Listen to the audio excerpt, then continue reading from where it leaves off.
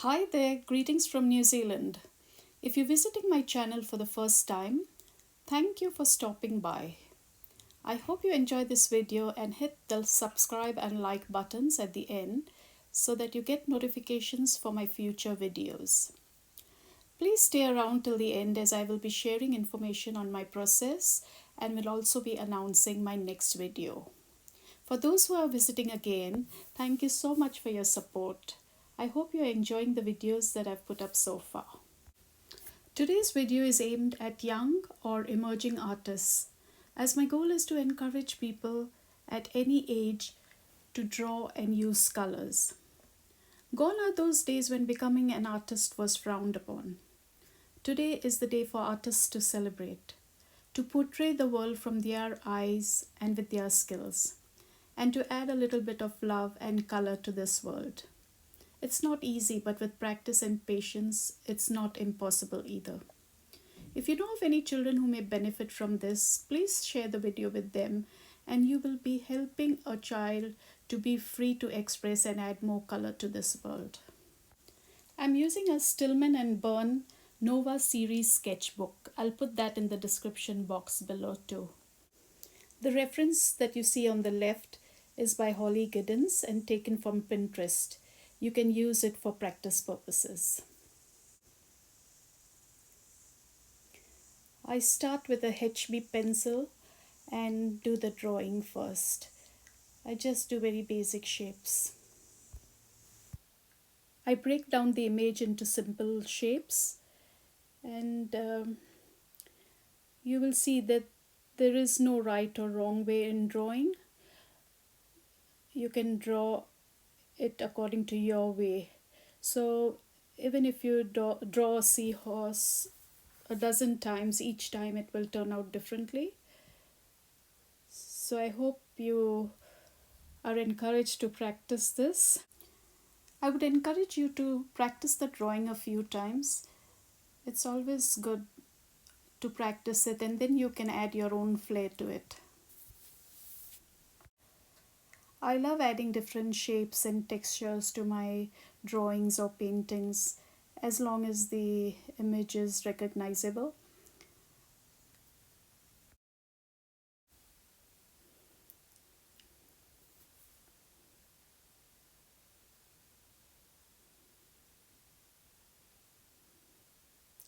Try to do a little research on seahorses before you actually sit to draw them. They're fascinating sea creatures and you will learn a lot about them. So usually what I do is when I draw, and like I said before, this sea creature I've been drawing many times, but the first time I drew it, I did some research over the internet and I wrote some information on the right side of the page just to help me with understanding the creature and what I am drawing. So now I take a yellow color pencil and roughly do the outlines. I'm using a range of yellows, oranges and browns for this seahorse, and mostly I see seahorses are with these range of colors. They can be other colors too, and as an artist you can color them in any color, but for the sake of this tutorial I just take a few color ranges and see how we go from there. So I started with a very light lemon first, then I put a lighter orange shade. Like all my videos, I keep repeating to draw in layers. It's very important to keep drawing in layers and to keep drawing lightly in layers.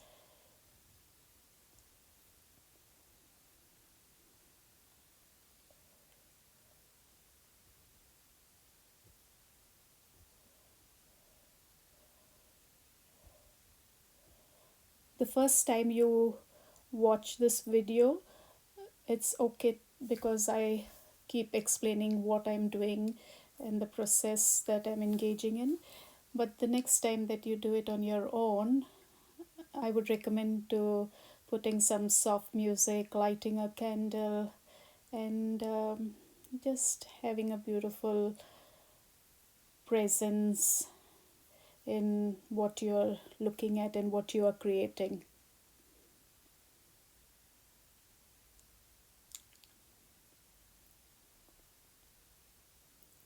Art is a great healer, and in my circumstances, I have found it to be really rewarding as far as my health is concerned.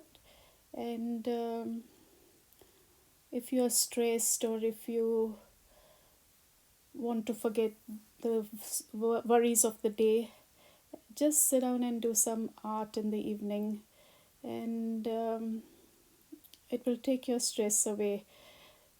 You'll feel so light hearted after that, and at the same time, you'll enjoy painting too. You can hear funky music too and enjoy whatever you feel like enjoying and helping you to get into the zone. Is I'm just telling you what I experience and what I do to have a good feeling within me. So I'm drawing the eye of the seahorse with a brown color pencil, and now I switch to the fins. This is the dorsal fin,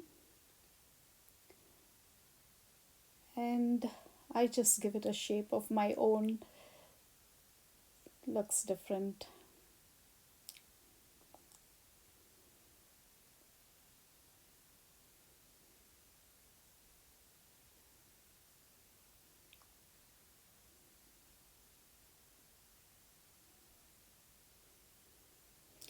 Most of the time I just go on layering the lemon yellow, and then the mid yellow, and then the dark yellow, and then the oranges, the peach, and the pinks, and then I have the browns to outline the basic difference in the parts of the seahorse.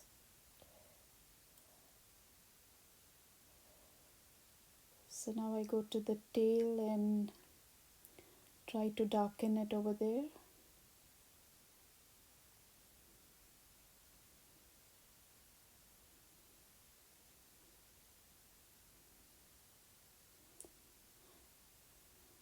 I just match it to the fins. So this is what I was saying. Just make it your own, try doing something different. Put a crown on its head, or a smile on its face. Be bold in art. Just take the risk of doing things, because at the end of the day, you're the artist. It's your seahorse, your drawing. Nobody can tell you whether you're right or you're wrong. So enjoy that freedom that you have.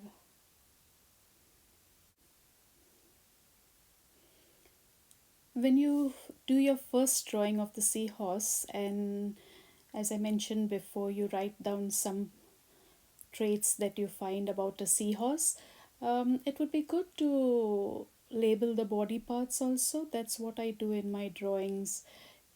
Even for portraits or for full figures, I write down all the names of the body parts. I thought it would be too much information in this video at the moment, but if you'd like me to do one about the body parts, please leave it in the comments below, or you could do it on your own. I always find researching things on your own and making the effort to go through the parts of the body, you learn and remember better that way. My goal is to make art fun. You can always go and research on the internet for the different parts of the body and for the technical terms of every drawing and painting.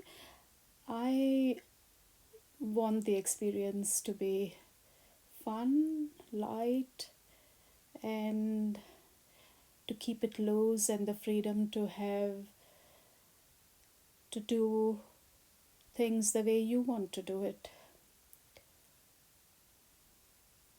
So I hope you also enjoy that freedom. And once you start getting better slowly at it, then try and look at different artists and see what they do and how they do it. Because every artist has a different way of showing their style and how they do things, and it's always good to look at different artists because YouTube is such a fantastic platform where millions of people share their skills. So please make use of that. I have done for the last 3 to 4 years, and I've improved my drawings so much. So I'm just showing the patterns you can draw, the rings there within the body of the seahorse. I draw a star too. In case you want to draw a star, I have done that before. So if you want to go crazy like I go in my art, then you can do all the drawings and shapes that you want to do.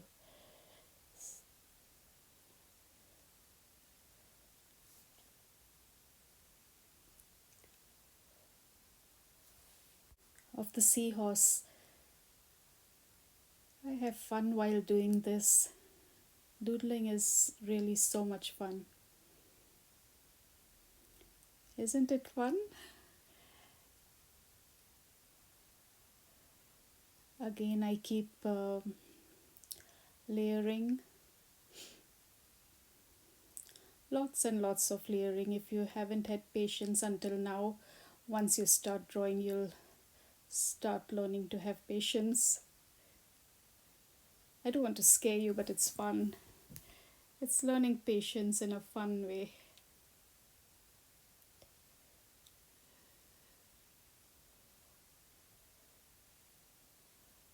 I love doodling. I did so much doodling in my school days.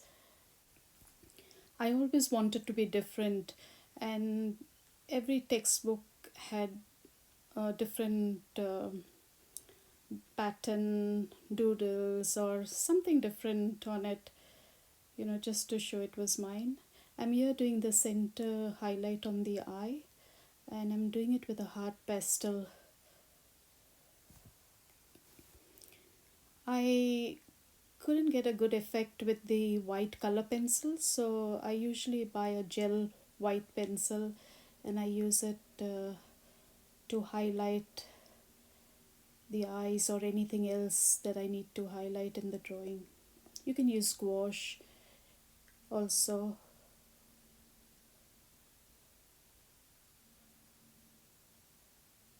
or crayons too, anything that gives you the light effect.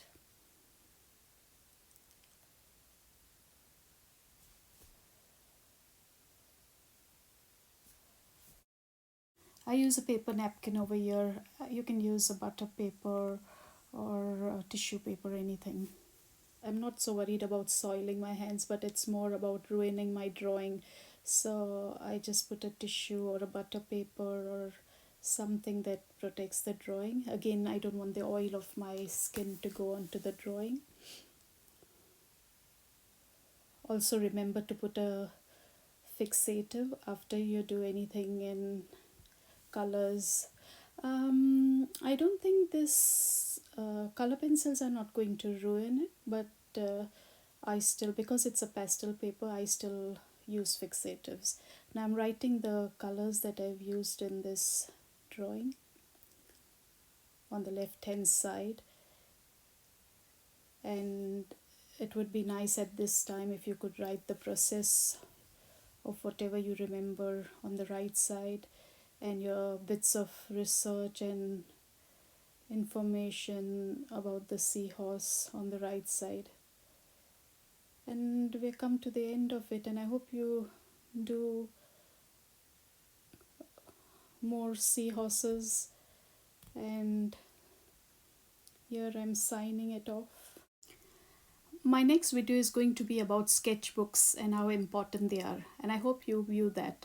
So in case you're watching this the first time, please subscribe to this channel so that you get notifications of my future videos. Thank you once again.